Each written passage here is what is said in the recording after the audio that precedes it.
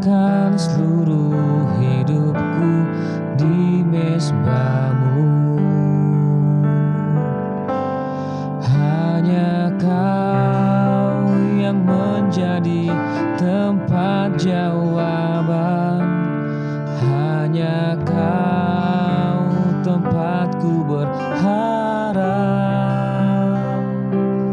Berjalan bersamamu ku takkan goyah, sebab tangan kasih-Mu tersedia bagiku. Selamanya Kau ku cinta.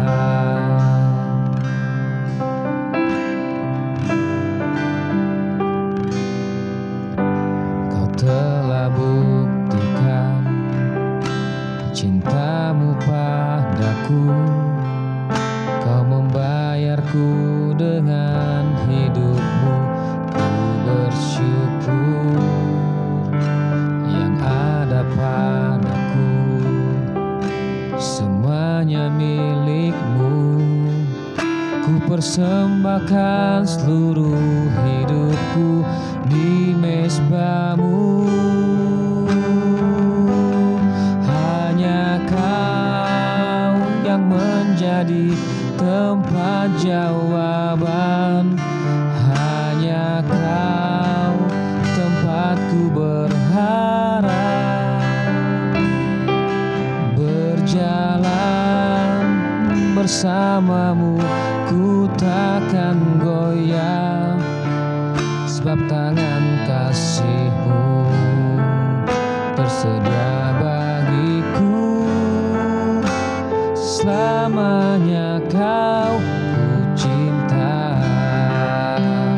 Hanya Kau yang menjadi tempat jawaban, hanya Kau tempatku berharap. Berjalan bersamamu ku takkan goyah, sebab tangan kasih-Mu tersedia bagiku.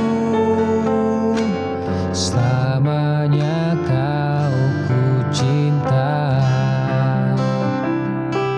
sebab tangan kasih-Mu tersedia bagiku. Selamanya Kau ku cinta.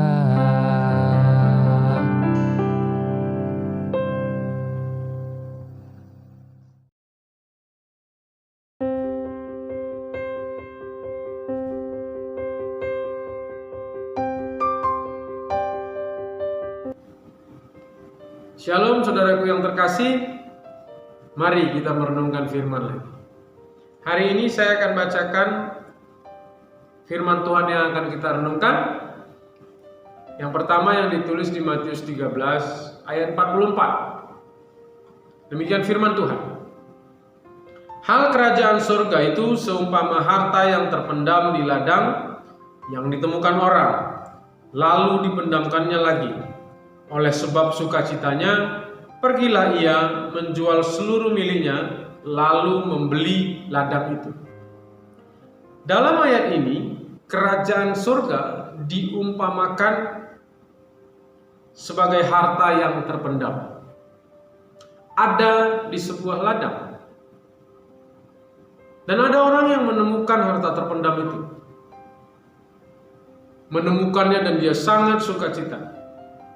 Saya yakin dan percaya semua orang yang bisa menemukan kerajaan surga di dunia ini, di bumi ini, dalam kehadiran Kristus di dalam hatinya, dalam kehadiran Roh Kudus dalam hatinya, ya pasti akan menemukan sukacita. Dan bagaimana supaya kerajaan surga itu menjadi bagiannya? Dalam ayat ini diterangkan bahwa orang itu akhirnya membeli ladang itu, tempat di mana harta terpendam itu ada, dan nilai yang harus dia bayar adalah seluruh miliknya. Dan saya yakin dan percaya ini bisa terjadi bagi orang-orang pilihan. Dalam ayat ini sebenarnya tidak dimaksudkan kita kemudian harus menjual seluruh harta yang kita punya, tapi kita harus terlibat dalam hal-hal kerajaan sorga dengan segenap hati dan dengan segenap milik kita. Saya yakin ini dimulai dari cara berpikir bahwa tujuan hidup kita adalah untuk mendapat bagian dalam kerajaan surga, dan apapun yang kita lakukan, kita harus menunjukkan semua itu untuk memperoleh bagian dalam kerajaan surga. Kita bekerja untuk Tuhan, kita beraktivitas, kita bisa mengasihi dengan segenap hati, dan dengan segenap harta benda yang kita punya, kita arahkan untuk hal-hal kerajaan sorga.